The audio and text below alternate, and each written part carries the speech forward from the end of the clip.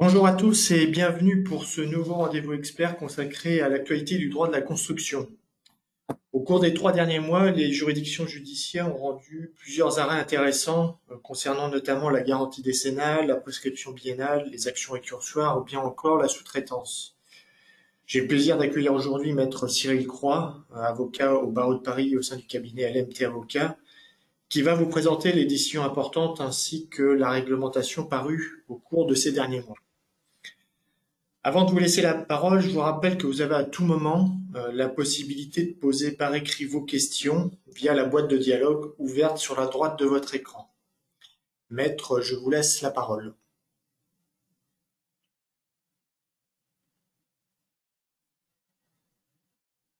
Bonjour à tous, bienvenue dans ce nouveau rendez-vous consacré à l'actualité du droit de la construction. Comme cela vous a été évoqué, nous aborderons au cours de ce webinaire, comme on en a l'habitude, dans une première partie, l'actualité jurisprudentielle et dans un second temps, en fin de webinaire, l'actualité réglementaire récente. Donc, alors, attendez, hop, voilà. S'agissant de l'actualité jurisprudentielle, j'ai sélectionné pour ce webinaire 11 arrêts récents. Il y a dans ce webinaire 2 arrêts rendus par la Cour d'appel qui m'ont également semblé intéressants.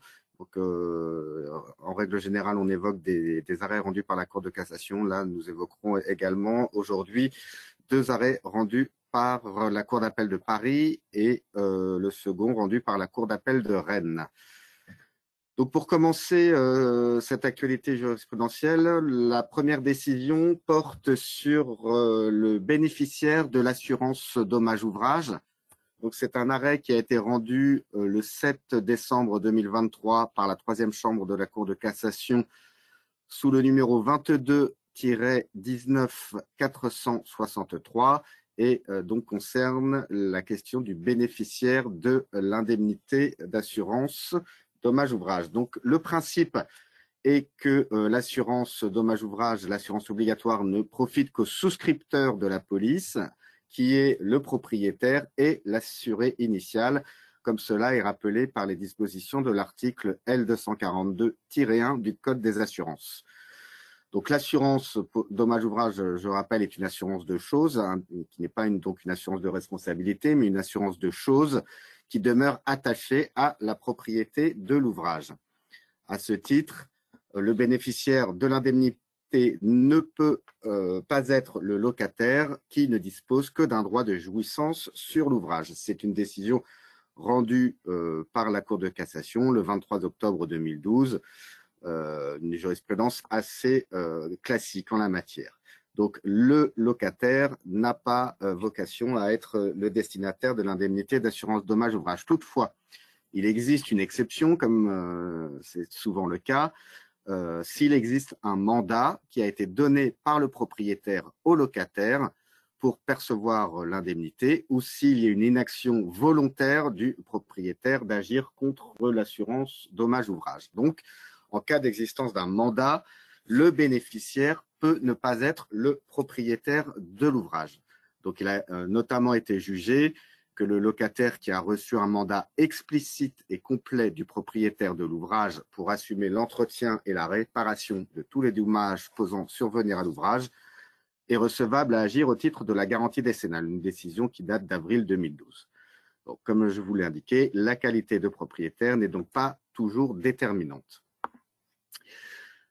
La présente décision concerne cette fois non pas le bénéficiaire de l'indemnité d'assurance dommage-ouvrage, mais porte sur la question de savoir qui a qualité pour procéder à la déclaration de sinistre en elle-même.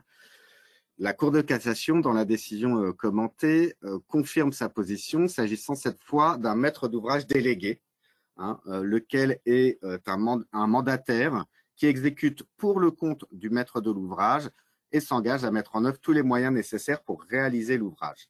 La Cour donc de cassation a jugé qu'il est possible que la déclaration de sinistre soit faite par le maître de l'ouvrage délégué et de prévoir que la garantie est consentie au bénéfice tant du maître d'ouvrage que du maître d'ouvrage délégué, même si ce dernier n'a pas encore la qualité de propriétaire de l'immeuble au moment de la déclaration de sinistre.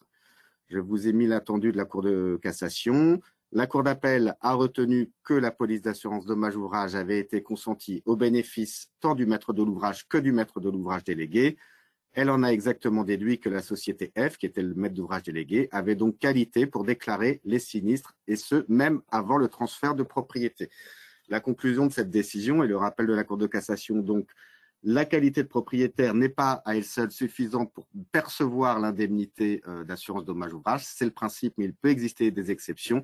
Il en est de même pour la déclaration de sinistre qui peut être faite bien évidemment par le propriétaire, mais également par le maître de l'ouvrage délégué, même s'il n'a pas, au moment de la déclaration, la propriété du bien. Donc, s'agissant donc des déclarations d'assurance dommage ouvrage, ces points doivent être vérifiés concernant les titulaires des actions. Première décision donc portée sur l'assurance dommage ouvrage. La deuxième porte également sur cette assurance de choses. Et il s'agit cette fois d'un arrêt qui a été rendu par la troisième chambre civile de la Cour de cassation le 7 décembre 2023 et qui porte le numéro 22-19-897. Donc, pour mémoire, j'ai rappelé les grands principes de l'assurance dommage ouvrage qui sont issus de l'article L242-1, alinéa 3 et 5 du Code des assurances, à savoir que l'assurance dommage ouvrage, une fois qu'il a reçu la déclaration de sinistre, dispose d'un délai de 60 jours qui suit la réception de la déclaration pour se positionner sur le principe même de la garantie. Et lorsqu'il reconnaît que sa garantie est acquise, il doit se prononcer dans le délai de 90 jours qui suivent la réception de la déclaration concernant cette fois le montant de la garantie. Donc, ce sont des règles d'ordre public et en cas de manquement à ces obligations par l'assurance dommage ouvrage, l'assurance dommage ouvrage donc se voit appliquer des sanctions qui sont d'ordre public, à savoir la perte pour l'assureur de la possibilité de contester sa garantie. L'assuré peut engager, en cas de manquement de ces délais, aux dépenses nécessaires et l'indemnité qui sera versée par l'assureur sera majorée de plein droit d'un intérêt égal au double du taux d'intérêt légal. Donc ça, c'est le principe, les règles d'ordre public en matière de respect des délais et des sanctions applicables en cas de non-respect de ces délais.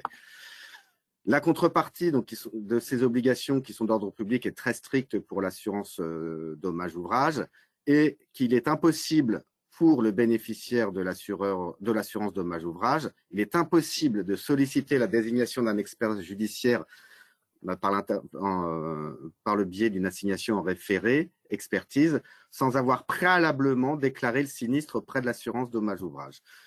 Ça, c'est une décision qui est maintenant classique et je vous ai mis l'attendu de la décision initiale qui est du 23 juin 2004. Effectivement, la Cour de cassation a jugé que les dispositions d'ordre public interdisaient à l'assuré de saisir directement une juridiction aux fins de désignation d'un expert si préalablement il n'avait pas procédé à la déclaration de sinistre.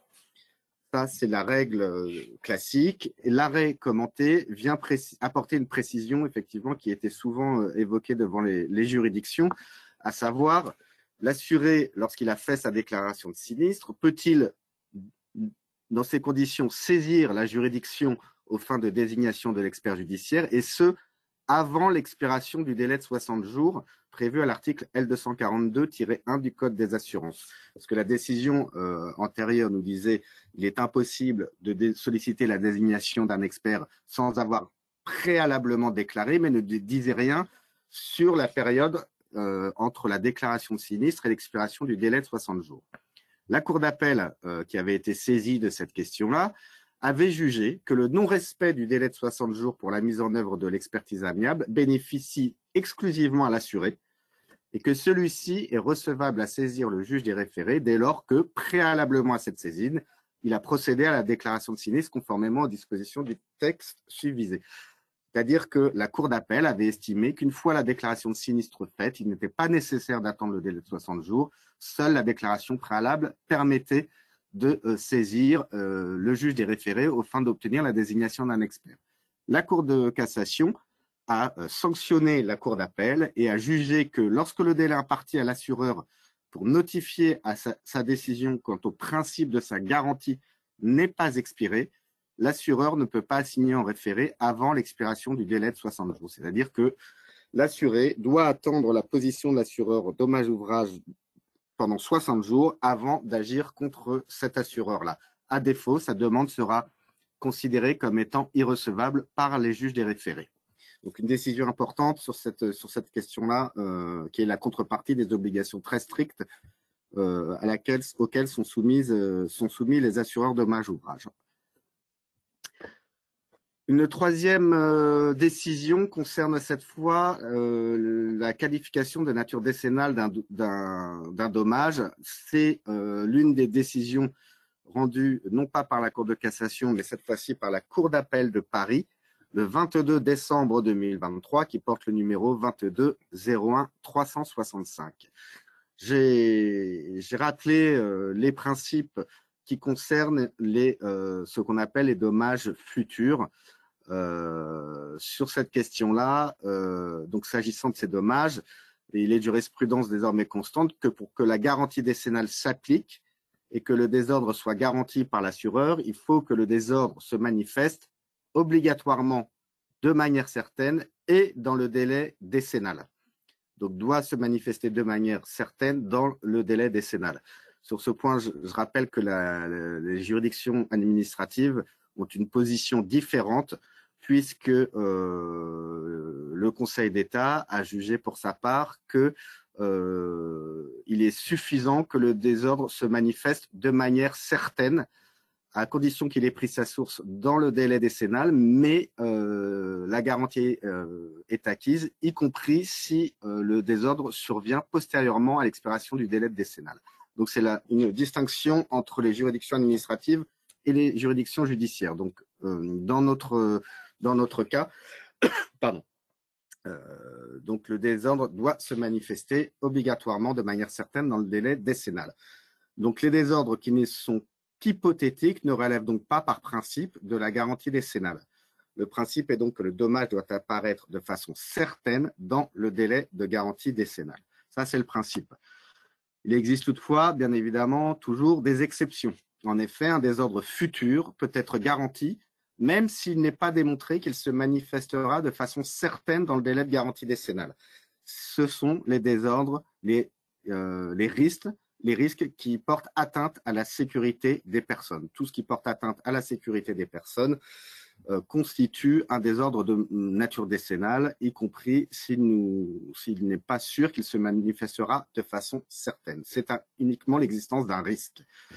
À ce titre, donc, le non-respect des normes parasismiques a été considéré comme un désordre de nature décennale, même si le risque n'est que potentiel de voir les désordres consécutifs au non-respect de ces normes. Les sols glissants d'un supermarché, le risque n'est que hypothétique, ou le mauvais positionnement d'un conduit de fumée ne respectant pas les distances réglementaires. J'ai également rappelé une décision que nous avions évoquée dans un webinaire précédent, un arrêt rendu par la Cour de cassation le 11 mai 2022 sous le numéro 21 15 608. La Cour de cassation avait jugé que l'existence d'un risque sanitaire lié à l'existence d'odeurs nauséabondes constituait un risque sanitaire qui n'est que potentiel et donc non certain. C'était les termes de la Cour de cassation. Potentiel et donc non certain, mais qu'il constitue malgré tout un dommage de nature décennale. Donc, risque sanitaire qui n'est potentiel et incertain constitue un désordre de nature décennale. En l'espèce, l'arrêt de la Cour d'appel de Paris rappelle ce principe. En l'espèce, il s'agissait d'une véranda dont le degré coupe-feu avait risqué de disparaître en raison d'un usage, une vétusté prématurée des vitrages. La Cour d'appel rappelle alors que l'impropriété à destination ne suppose pas, lorsqu'elle découle d'un risque, que celui-ci se soit réalisé et que le risque avéré pour la sécurité des personnes découlant de la perte du degré coupe-feu rend le vitrage impropre à sa destination au sens de l'article 1792 du Code civil.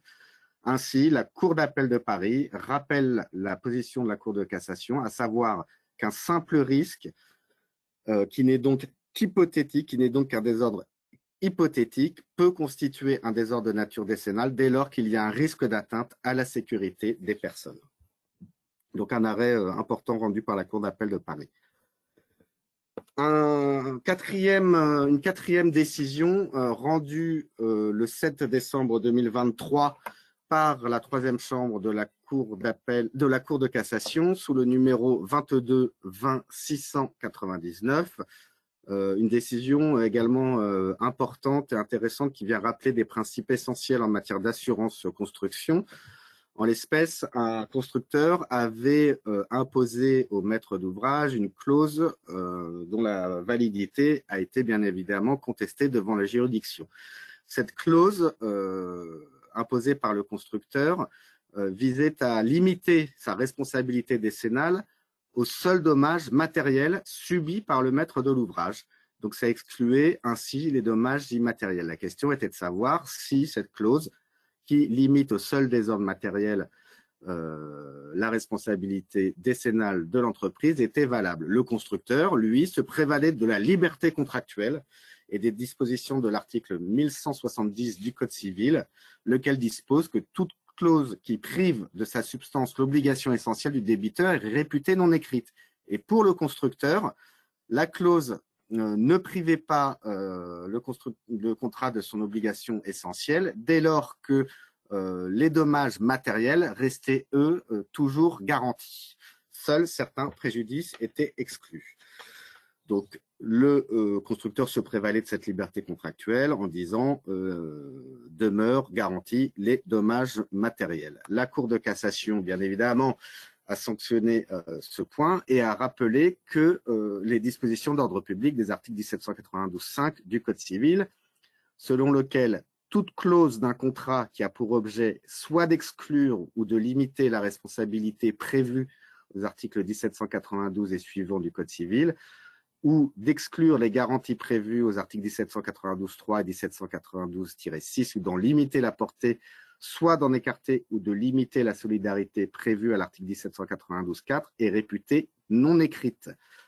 Donc la Cour de cassation rappelle que la garantie décennale, la responsabilité légale des constructeurs porte sur tous les dommages matériels et immatériels consécutifs au désordre de l'ouvrage et ces derniers doivent être réparés par le constructeur tenu à la garantie en application de l'article 1792 du Code civil. Donc, la clause selon laquelle étaient exclus les dommages immatériels n'a pas été validée par la Cour de cassation en disant l'obligation porte sur l'ensemble des désordres et des conséquences de ces désordres. En revanche, et il faut rappeler que si les obligations légales mises à la charge des constructeurs portent sur une obligation de réparation intégrale de l'ensemble des préjudices, les règles d'assurance construction, elles, n'obligent seulement les constructeurs à s'assurer que pour les garanties matérielles. Les garanties des préjudices immatériels étant des garanties facultatives. Donc, le constructeur est en toute hypothèse tenu des dommages immatériels, mais l'assurance construction, l'assurance souscrite peut exclure cette garantie et qui doit faire l'objet d'une souscription volontaire de la part du constructeur. Donc, impossibilité pour un constructeur de limiter sa garantie. Seule l'assurance peut l'exclure au titre des garanties des polices d'assurance décennale. Une cinquième décision porte cette fois sur la prescription biennale et le dol au moment de la souscription d'un contrat d'assurance. C'est une décision rendue par la Cour de cassation le 21 décembre 2023 qui porte le numéro 22 15 768. J'ai rappelé les dispositions de l'article L114-1 du Code des assurances relatif à cette prescription biennale qu'on appelle la prescription assureur-assuré. selon lequel toute action dérivant d'un contrat d'assurance sont prescrites par 2 ans à compter de l'événement qui y donne naissance. En l'espèce, alors, il ne s'agissait pas à proprement parler d'un contrat d'assurance construction, mais le principe vaut également, bien évidemment, pour les contrats souscrits en la matière. La question était de savoir, donc l'assuré sollicitait la nullité du contrat d'assurance pour dol. Il estimait que son consentement avait été vicié, donc le dol étant un vice du consentement. Donc l'assuré sollicitait la nullité du contrat d'assurance pour dol. Et la question était de savoir si il était soumis au délai de prescription biennale pour solliciter la nullité de ce contrat. Ou les règles de droit commun étaient-elles applicables à l'action en nullité. La Cour de cassation a estimé, et en toute logique, que la prescription biennale n'était pas applicable à cette demande. Je vous ai retransmis l'attendu de la Cour de cassation pour déclarer irrecevable comme prescrite la demande de nullité du contrat d'assurance vie. L'arrêt retient que celui-ci a signé l'assureur les 8, 11 et 13 avril 2016, soit après l'expiration du délai de prescription biennale, alors que la prescription prévue à l'article L114-1 du Code des assurances ne s'applique pas à la demande d'annulation pour dol du contrat. C'est une décision assez logique puisque, comme je vous l'ai indiqué, le dol, c'est un vice de consentement préalable à la conclusion du contrat d'assurance. Donc, au moment où le dol existe, par nature, le contrat n'existait pas encore. Donc, la demande de nullité n'étant pas fondée sur l'application même du contrat, mais étant basée sur le vice de consentement antérieur à la souscription du contrat, les règles applicables au droit des assurances n'étaient pas applicables en l'espèce et les règles de droit commun étaient donc de nature à s'appliquer en l'espèce. Donc, le dol ne concerne par nature des manœuvres antérieures à la conclusion du contrat et le Code des assurances ne prévoit pas de régime spécifique concernant la prescription des actions relatives au dol. C'est donc le droit commun qui doit s'appliquer en l'espèce. Donc, l'assuré en l'espèce qui sollicitait la nullité du contrat s'était vu opposer une prescription biennale et a pu solliciter cette nullité dans le délai de droit commun qui est plus long que le délai de 2 ans. Ce principe de non-application du dol de la prescription biennale en matière d'assurance vaut également pour l'obligation d'information et de conseil de l'assureur qui sont également, quant à elles, antérieures à la souscription du contrat d'assurance sur le contenu des polices d'assurance. Une autre décision portant également sur la prescription biennale et son inopposabilité à l'assuré. C'était donc la seconde décision rendue par une cour d'appel. Il s'agit cette fois de la cour d'appel de Rennes, une décision du 12 octobre 2023 rendue sous le numéro 22 06 849. Je vous ai donc de nouveau retranscrit les dispositions de l'article L114-1 du Code des assurances qui concerne la prescription biennale, 2 ans pour agir. Et voilà. Donc, comme je l'ai également noté, c'est en dessous. Donc, ce délai de 2 ans est un délai très court et qui est souvent ignoré par les assurés. À tel point, et on l'avait déjà évoqué lors d'un webinaire précédent, le délai particulièrement court pour agir a fait l'objet d'une QPC devant le Conseil constitutionnel en disant que les règles de droit commun devaient s'appliquer à cette action. Le Conseil constitutionnel a rejeté cette argumentation et a estimé que le délai biennal pour agir était constitutionnel et n'avait pas à s'aligner sur les délais de droit commun. Donc c'est une prescription très courte et souvent ignorée par les assurés et donc qui est piégeuse pour les assurés. Donc c'est pourquoi le Code des assurances a, à l'article R112-1, obligé les polices d'assurance à mentionner ce délai de prescription dans les contrats d'assurance. En revanche, la difficulté, c'est que si cette obligation existe, dans le Code des assurances, il n'est prévu aucune sanction en cas de non-respect des obligations énoncées à l'article R112-1. C'est donc les tribunaux qui ont dû faire œuvre de création en sanctionnant le non-respect, la non-retranscription du délai de prescription biennale. La jurisprudence, initialement, ne sanctionnait pas les polices qui ne retranscrivaient pas les dispositions relatives à la prescription biennale, et puis elle a opéré un revirement complet en imposant une information complète, et à défaut d'informations complètes, les assureurs ne peuvent plus se prévaloir de cette prescription si elle n'est pas retranscrite expressément dans les contrats d'assurance. Désormais, un simple renvoi au texte de la prescription n'est donc pas suffisant. La police d'assurance ne peut indiquer les actions sont prescrites selon les dispositions de l'article L114-1. Ce n'est pas suffisant. La police doit reproduire intégralement les articles L114-1 et L114-2 du Code des assurances. Ce sont des décisions de 2011 qui obligent désormais les assureurs à retranscrire in extenso les termes des articles L114-1 et 2. À défaut, ils ne pourront pas se prévaloir de la prescription biennale. En l'espèce, la Cour d'appel rappelle l'ensemble de ces points. Donc, la Cour d'appel, quand elle parle du document, c'est la police, ne rappelle pas les dispositions applicables à la prescription. Le document ne fait pas non plus référence à des conditions générales identifiées applicables à ce contrat. Les conditions particulières du contrat ne sont pas reproduites et aucune pièce n'établit que les conditions générales assurance, construction et multirisque professionnel versent au débat ont été portées à la connaissance de l'assuré. Dès lors, l'assureur ne peut opposer la prescription de l'action de la société à son encontre. Donc, aussi bien c'est vraiment des décisions importantes, aussi bien pour les assureurs que pour les assurés.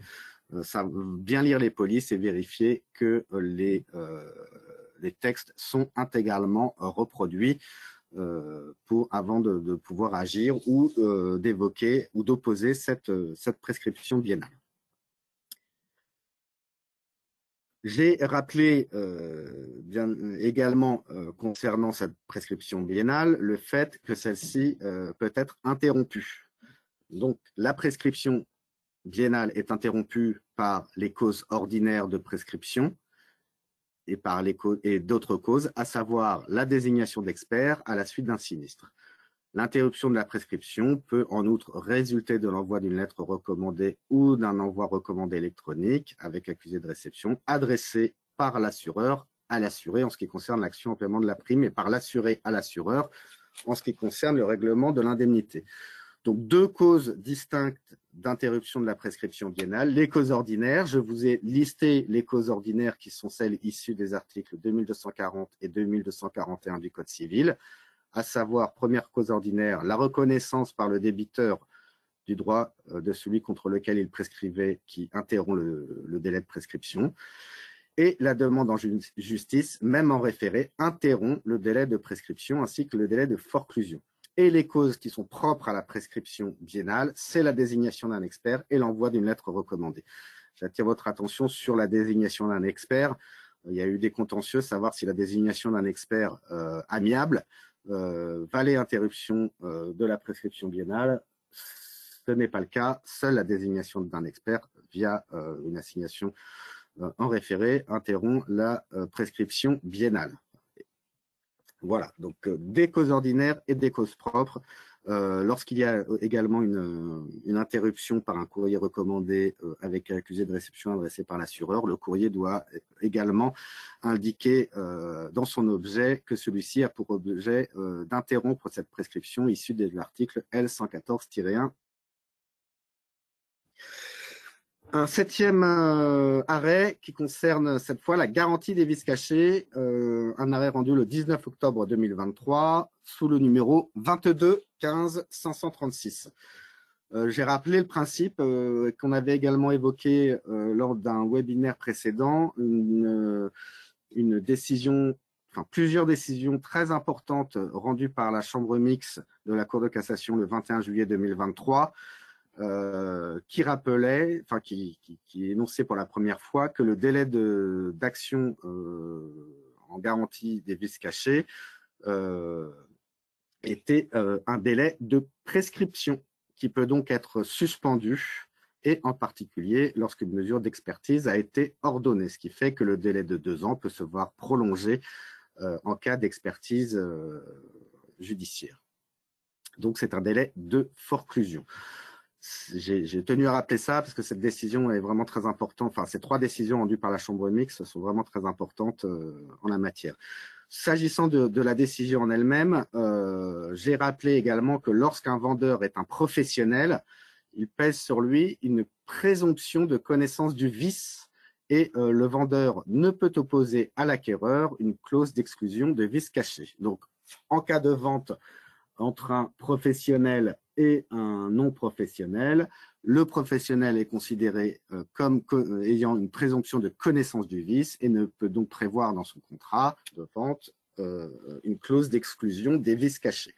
La question qui a été soumise à la Cour de cassation, à l'espèce, était de savoir si une SCI qui avait elle-même réalisé les travaux à l'origine des désordres affectant le bien vendu devait être considérée comme un vendeur professionnel et de savoir si elle pouvait donc et si elle pouvait également se prévaloir d'une clause d'exclusion de garantie prévue au contrat de vente.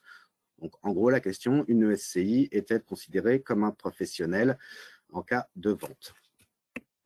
Dans un premier temps, donc, la Cour d'appel avait jugé qu'il appartenait à l'acquéreur de démontrer que la société vendresse avait connaissance du vice affectant l'immeuble. En l'espèce, l'acquéreur ne rapportait pas cette preuve et la Cour d'appel avait jugé que la SCI était fondée à faire application de la clause d'exclusion de garantie stipulée à son profit.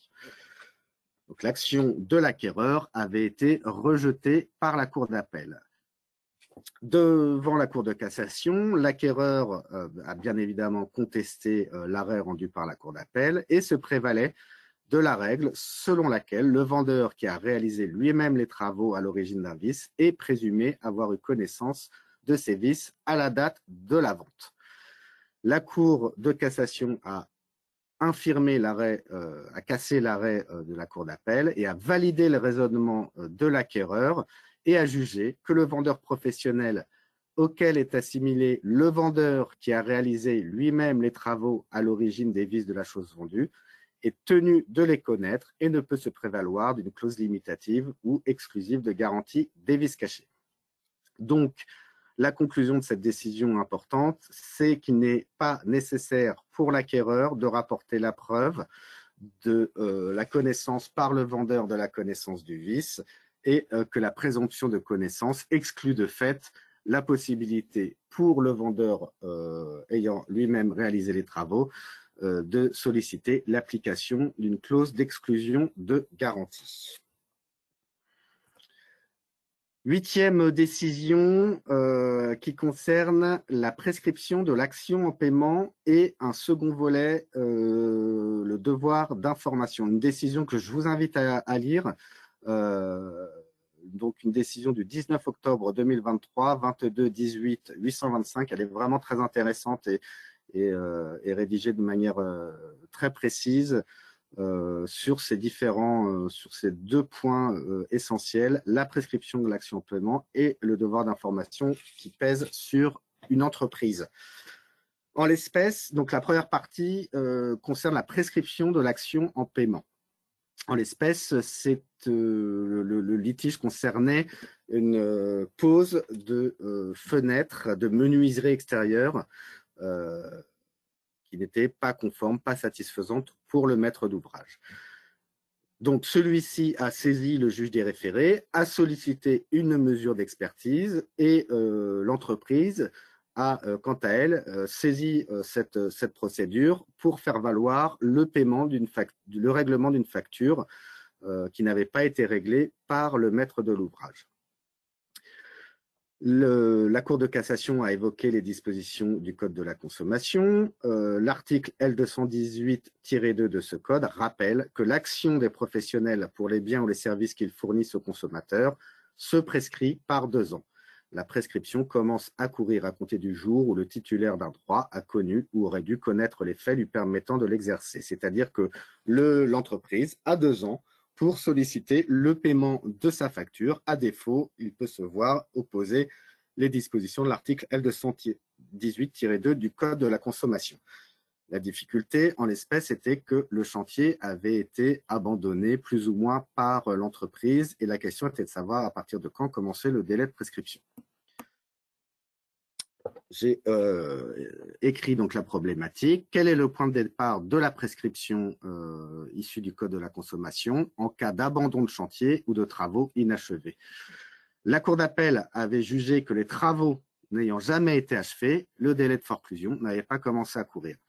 Un raisonnement assez sommaire de la Cour d'appel, ce qui fait que finalement, dans ces conditions-là, si on appliquait le raisonnement de la Cour d'appel, la prescription ne commençant jamais à courir, ça pouvait pousser les entreprises à ne pas achever les travaux pour éviter toute prescription de leur demande en paiement. La Cour de cassation n'a pas suivi et a sanctionné la Cour d'appel en rappelant ce qu'est sa jurisprudence, notamment une décision que nous avions également évoquée précédemment, un arrêt rendu le 1er mars 2023, selon laquelle, dans le domaine de la construction, le délai commence à courir à partir de l'achèvement des travaux ou de l'exécution des prestations rendant la créance professionnelle exigible. Donc l'achèvement des travaux, on voit bien qu'ici, il n'y avait pas d'achèvement de travaux, mais la Cour de cassation indique l'achèvement des travaux ou l'exécution des prestations. Ainsi, même si la prestation n'est pas terminée, la prescription peut commencer à courir. Et la Cour de cassation juge qu'en cas de travaux inachevés, la créance en paiement devient exigible au moment où le professionnel cesse définitivement d'intervenir sur le chantier. Donc, le professionnel ne peut pas réclamer le paiement de sa facture au-delà du délai de 2 ans qui suit finalement sa dernière intervention sur le chantier. Donc, une décision vraiment importante, déjà, puisqu'elle rappelle la décision du 1er mars 2023. Avant cette décision-là, la prescription commençait à courir à partir de l'émission de la facture. Donc l'entreprise, le titulaire, pouvait attendre finalement un certain délai avant d'émettre sa facture, ce qui prolongeait de manière artificielle le délai de prescription.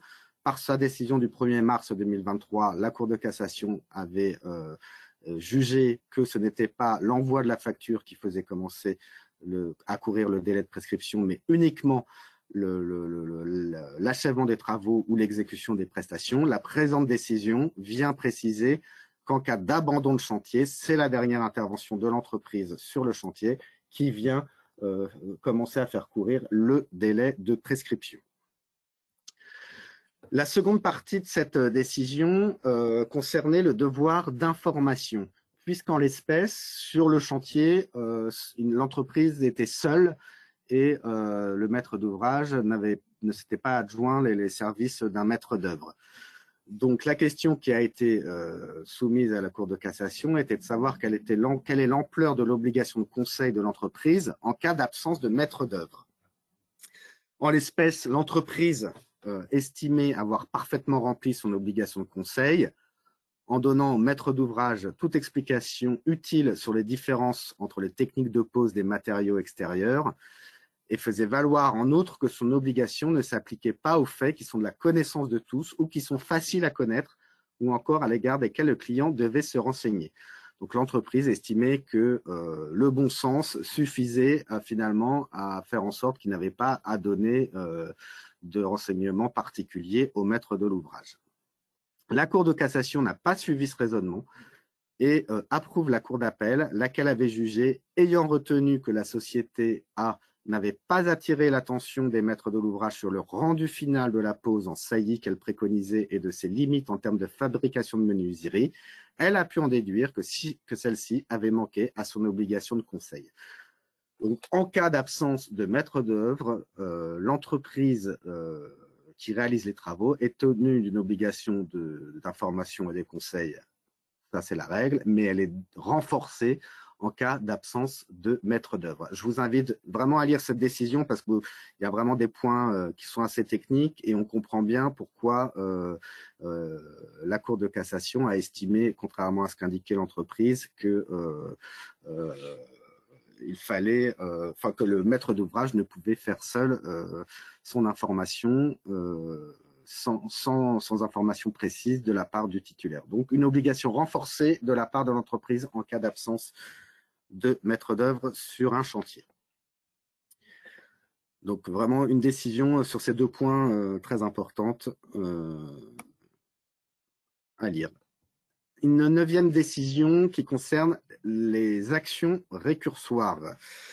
Une décision rendue par la 3e chambre civile de la Cour de cassation le 23 novembre 2023 sous le numéro 22-20-490. J'ai rappelé également les termes de l'article 2224 du Code civil, à savoir que les actions personnelles ou mobilières se prescrivent par 5 ans à compter du jour où le titulaire d'un droit a connu ou aurait dû connaître les faits lui permettant de l'exercer. C'est vraiment un point très important en droit de la construction sur les actions récursoires entre les différents intervenants à l'acte de construire.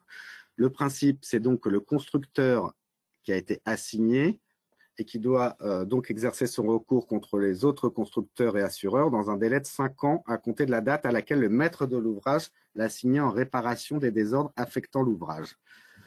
Donc, le maître d'ouvrage a 5 ans et l'entreprise qui veut exercer ses actions récursoires contre les autres constructeurs dispose à son tour d'un délai de 5 ans à partir du moment où il a été assigné par le maître d'ouvrage. La question était de savoir quelle est l'assignation qui fait courir ce délai de 5 ans. S'agit-il de l'assignation en référé expertise ou uniquement de l'assignation au fond?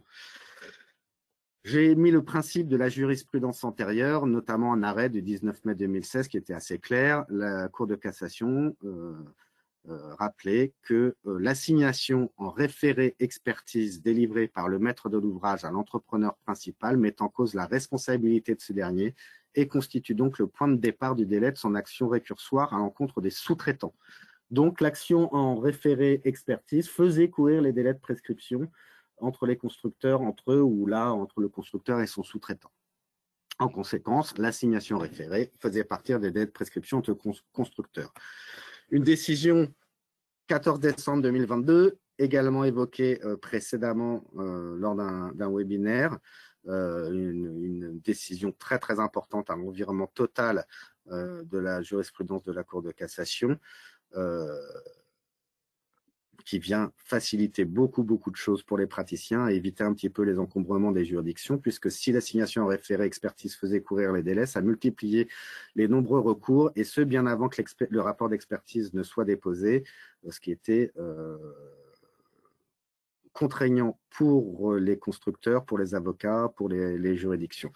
Donc, la Cour de cassation, dans sa décision du 14 décembre 2022, a jugé, dès lors que l'assignation en référé, si elle n'est pas accompagnée d'une demande de reconnaissance d'un droit, ne serait-ce que par provision, ne peut faire courir la prescription de l'action du constructeur tendant à être garantie des condamnations en nature ou par équivalent ou à obtenir le remboursement des sommes acquises à sa charge en vertu des condamnations ultérieures. En conséquence, désormais, seule l'assignation au fond du maître de l'ouvrage à l'encontre des constructeurs constitue le point de départ des recours entre les constructeurs eux-mêmes et leurs sous-traitants. Alors, à la nuance, quand même, il faut rappeler, il faut bien lire la décision rendue au-dessus, 14 décembre 2022. Le principe, c'est que l'assignation en référé ne fait pas courir le délai de prescription, sauf si l'assignation en référé est accompagnée d'une demande de reconnaissance d'un droit. C'est-à-dire que si l'assignation en référé se contente de solliciter la désignation d'un expert judiciaire, elle ne fait pas débuter le délai. de prescription. En revanche, s'il y a une demande d'expertise judiciaire ainsi qu'une demande de provision, c'est-à-dire la reconnaissance d'un droit, dans cette hypothèse-là, le délai de 5 ans commence à courir. Donc, être vigilant aux demandes qui sont formulées dans les assignations référées, puisqu'elles peuvent contenir une demande de reconnaissance d'un droit et les délais de prescription, cette fois-ci, courent et ce qui oblige les constructeurs à exercer directement leur action à l'encontre des autres constructeurs. Donc ça, c'était c'est la jurisprudence actuelle. Quel est le point de départ en cas d'action récursoire entre les constructeurs eux-mêmes? Puisque là, on a parlé de l'action du maître d'ouvrage contre les constructeurs, mais quel est le point de départ lorsqu'un constructeur doit assigner son autre constructeur? Donc, la Cour de cassation va valider son raisonnement en jugeant que le constructeur ne pouvant agir en garantie avant d'être lui-même assigné aux fins de paiement ou d'exécution de l'obligation de nature, il ne peut être considéré comme inactif pour l'application de la prescription extinctive avant l'introduction de ses demandes principales. Donc, la Cour de cassation vient préciser que lorsque le constructeur qui est appelé en garantie par un autre constructeur sans avoir été initialement lui-même assigné par le maître de l'ouvrage, le délai de prescription court à l'égard de ce constructeur uniquement à compter de la date de l'appel en garantie ou en cause. À la conséquence, le constructeur nouvellement appelé en cause disposera donc d'un délai de 5 ans à compter de la date de son appel en garantie ou en cause pour exercer ses actions récursoires contre les autres intervenants à l'ouvrage. Voilà, une décision qui vient unifier les délais de prescription, aussi bien le délai d'action du maître de l'ouvrage contre les constructeurs que le délai d'action des constructeurs entre eux. L'assignation, au fond, donc, fait courir ces délais de prescription et non plus l'action à référer. Une décision importante concernant la sous-traitance et l'absence de caution. C'est une décision rendue le 23 novembre 2023 sous le numéro 22 21 463. Je vous ai rappelé les dispositions de l'article 14 de la loi relative à la sous-traitance. Cet article 14 énonce qu'à peine de nullité du sous-traité, les paiements de toutes les sommes dues par l'entrepreneur au sous-traitant en application de ce sous-traité sont garantis par une caution personnelle et solidaire obtenue par l'entrepreneur d'un établissement qualifié agréé dans des conditions fixées par décret. Donc, il faut une caution à peine de nullité du contrat de sous-traitance. La question soumise à la Cour de cassation était de savoir si le sous-traitant qui exécute volontairement le contrat qui le lie à l'entrepreneur, sachant qu'aucune caution n'a été délivrée, peut-il par la suite se prévaloir de la nullité du contrat? La Cour d'appel a rejeté le moyen au motif qu'en exécutant volontairement le sous-traité, le sous-traitant l'avait validé et ne pouvait donc se prévaloir de sa nullité. Donc le sous-traitant, à l'espèce, sollicitait des paiements de sommes à l'entrepreneur, lequel s'y opposait, et dans ces conditions, le sous-traitant a dit écoutez, puisqu'il n'y a pas de caution, je sollicite purement et simplement l'annulation du contrat de sous-traitance, ce qui lui a été interdit par la Cour d'appel, laquelle a estimé que du fait d'avoir exécuté volontairement les travaux, celui-ci ne pouvait par la suite se prévaloir de la nullité du contrat. La Cour de cassation saisie confirme l'arrêt de la Cour d'appel. Et je vous ai retranscrit les attendus de la Cour de cassation qui rappellent les formalités de l'article 14 de la loi relative à la sous-traitance. La confirmation de l'acte nul qui ne peut résulter de la seule exécution des travaux doit être caractérisée à défaut d'une confirmation expresse par leur exécution volontaire en connaissance de la cause du vice l'affectant. C'est-à-dire que, en l'espèce, la Cour de cassation est un petit peu plus précise que la Cour d'appel et nous dit le sous-traitant ne peut solliciter la nullité du contrat de sous-traitance en l'absence de caution par son exécution que si il avait connaissance des risques que cela entraînait. Attention, donc, l'exécution des travaux ne suffit pas à valider le sous-traité. Encore faut-il que l'exécution soit faite en connaissance de la cause de nullité du contrat due à l'absence de délivrance de la caution. Donc, il va falloir que l'entreprise démontre que le sous-traitant avait connaissance des risques qu'il encourait du fait de cette absence de caution. Donc, c'est un petit peu plus approfondi que la décision de la Cour de cassation, mais en règle générale, l'exécution volontaire par le sous-traitant a de fortes chances d'empêcher celui-ci de solliciter la nullité du contrat. Enfin, une dernière décision concerne cette fois l'appel en garantie, également entre les constructeurs. C'est une décision rendue par la Cour de cassation le 1er février 2024, une décision donc très récente qui porte le numéro 22-21-025, qui concerne l'action directe, la distinction finalement entre l'action directe et l'appel en garantie. Des nuances, des notions très proches, mais que la Cour de cassation vient préciser dans cette décision. L'article L124-3 du Code des assurances rappelle que le tiers lésé, la victime, dispose d'un droit d'action directe à l'encontre de l'assureur, garantissant la responsabilité civile de la personne responsable. Donc, l'action directe, issue de l'article L124-3 du Code des assurances, concerne les rapports entre le maître d'ouvrage victime et l'assureur du responsable du désordre. Donc, la victime, le maître d'ouvrage, dispose d'une action directe à l'encontre de l'assureur du responsable. Il n'est pas obligé de solliciter la condamnation du titulaire pour pouvoir agir par la suite contre l'assureur. Il peut directement agir contre l'assureur. Alors, auparavant, donc, cette action directe du maître d'ouvrage contre l'assureur n'était possible toutefois que si le tiers lésé, donc la victime, avait mis en cause la responsabilité de l'entreprise. À défaut, l'action directe était jugée comme étant irrecevable. Une ancienne décision de 91. Il y a eu un revirement complet en 2000. La Cour de cassation ayant jugé, donc, sur le fondement de l'article L124-3 du Code des assurances, que la recevabilité de l'action directe n'est pas subordonnée à l'appel en cause de l'assuré par la victime. Il y a des décisions 2000, une dernière récente en 2022, je crois que je l'avais également abordé lors d'un précédent webinaire. Donc, l'action directe de la victime contre l'assureur ne nécessite plus la mise en cause préalable de la responsabilité de l'entreprise par la voie d'une assignation. On peut directement agir contre l'assureur sans que l'assuré soit appelé à la procédure. La question qui était soumise à la Cour de cassation en l'espèce était de savoir si ce principe s'applique également à ce qu'on appelle l'appel en garantie. Je vous ai rappelé, l'action directe, c'est l'action de la victime contre l'assureur, et l'appel en garantie concerne quant à lui les recours entre les constructeurs entre eux. Les notions sont très proches, mais ce sont deux termes différents.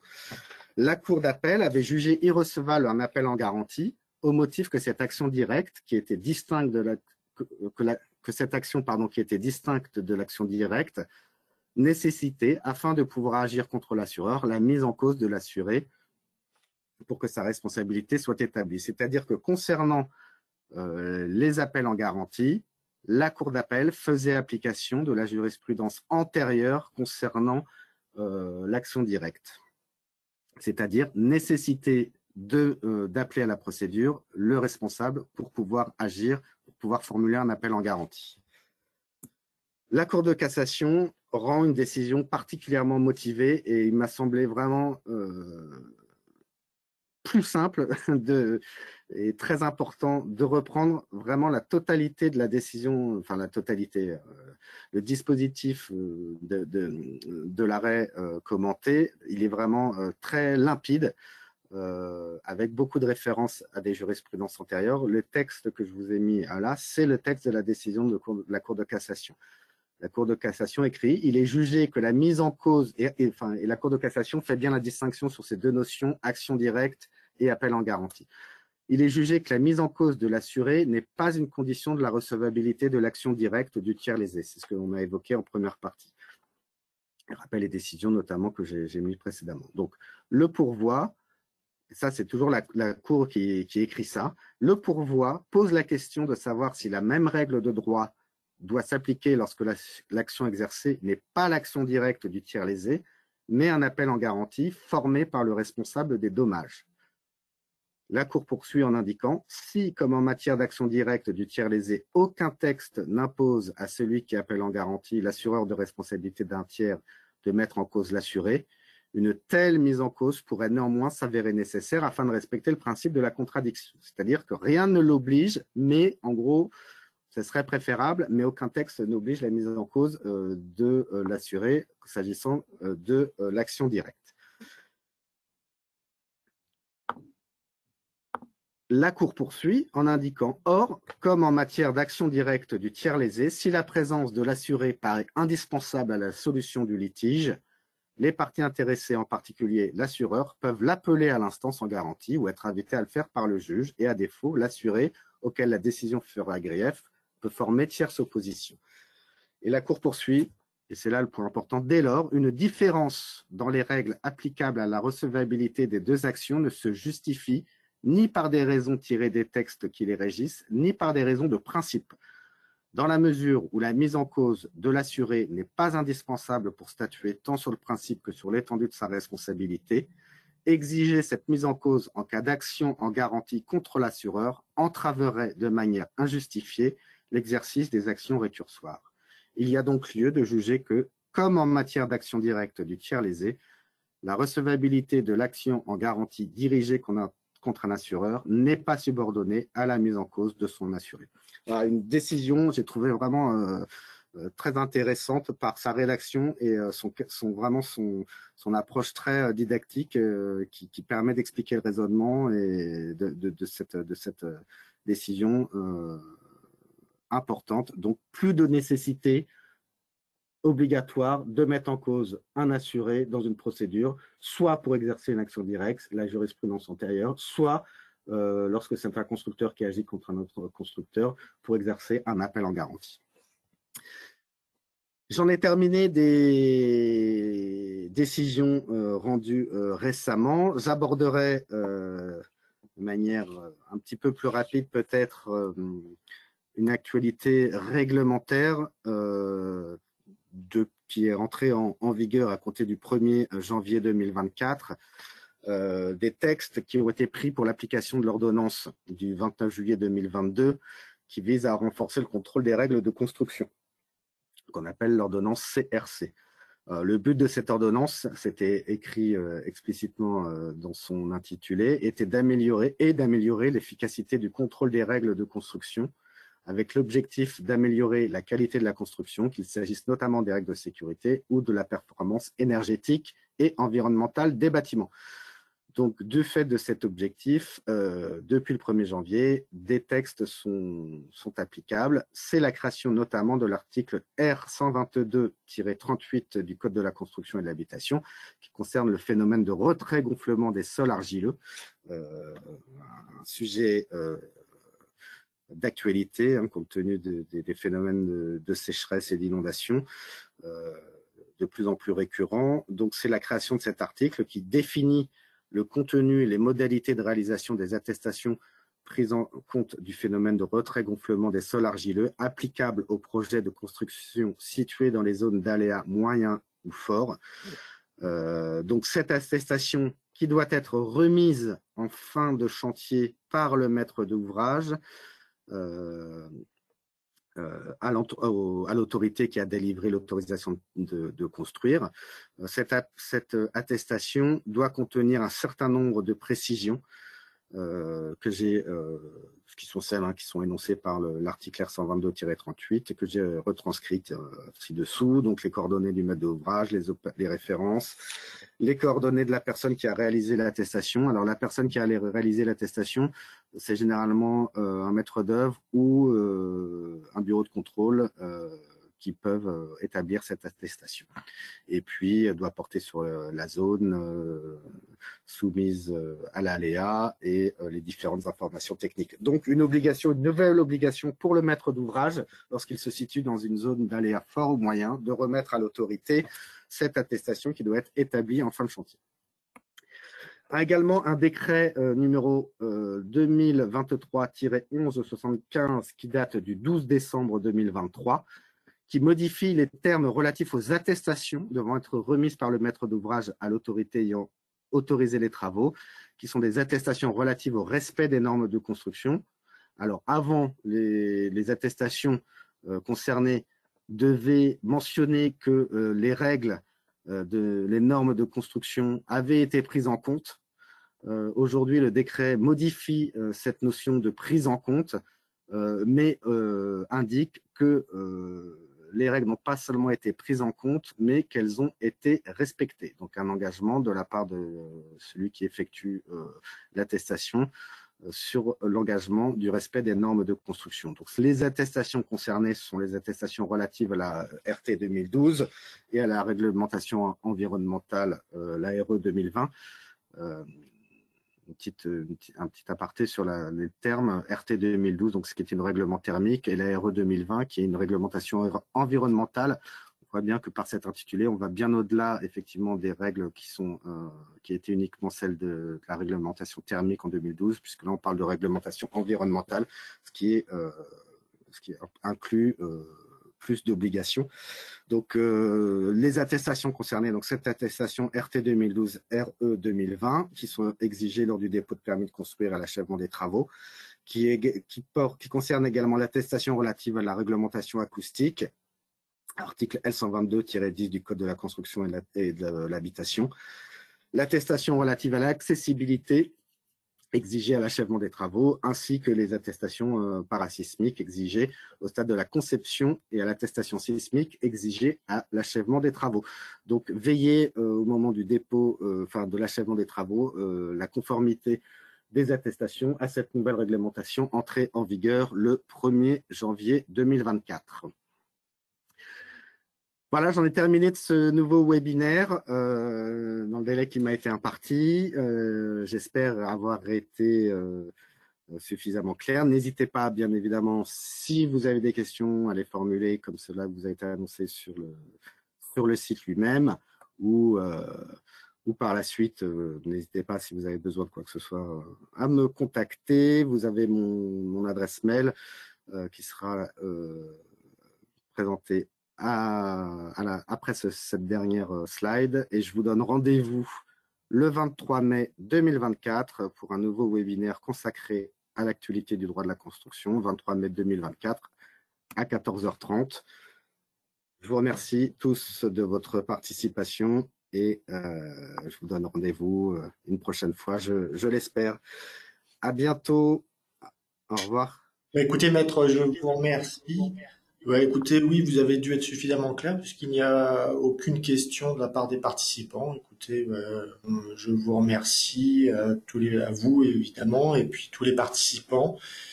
Et donc, comme vous l'avez indiqué, nous vous donnons rendez-vous prochainement, donc le 23 mai, pour un nouveau rendez-vous expert concernant l'actualité du droit de la construction. Voilà, je vous remercie. Merci beaucoup. À bientôt. À bientôt. Au revoir.